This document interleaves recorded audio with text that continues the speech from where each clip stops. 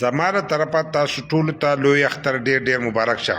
خو یو پوسټ مولید او پاغي کې د غوښې د محفوظ کولو طریقه خولې ده چې تاسو خپل غوښه د ډیر وخت پورې څنګه محفوظ کوئ. ځکه که په غیر فریج نه تاسو غوښه ږدئ نو هغه غوښه خرابېږي.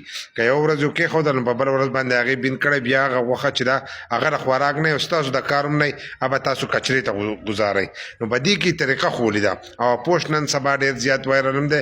تاسو به کتلی هم نو په هغه طریقه باندې تاسو خپله غوښه چې ده دا محفوظ کولی شئ. کومه چې ستاسو د قربانۍ غوښه وي وایي تاسو به دغه غوښه راوالی د دې نه به نیم کیلو شاپر چې دی دا به ترې جوړ کړئ.